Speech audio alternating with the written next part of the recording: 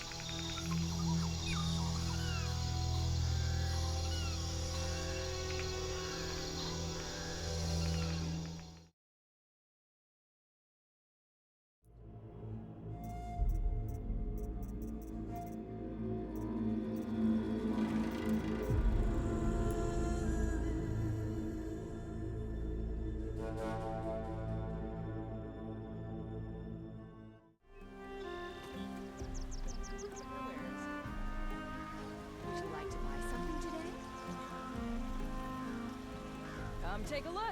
I'll give you a good price.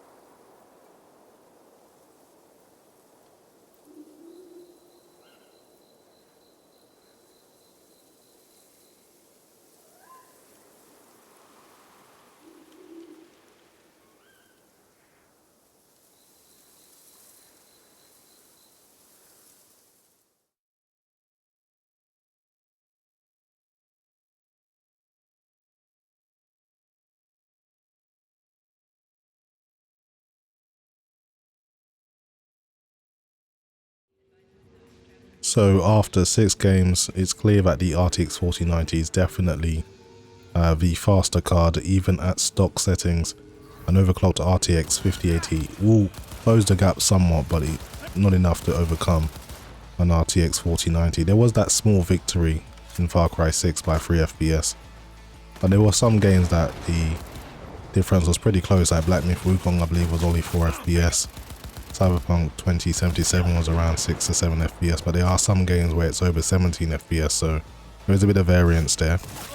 But there was a massive difference in power draw, and of course the RTX 4090 comes with more VRAM, so it will probably be a better investment in the long run. So there are definitely pluses to owning a 4090, and if you do own a 4090, there's no need to be said, the RTX 5080 is no upgrade.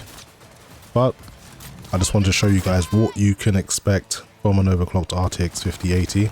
It will get close to RTX 4090 performance in specific games, but in general it's definitely an inferior product. But that is pretty much it for me, guys. Thanks very much for watching, and I'll see you in the next video.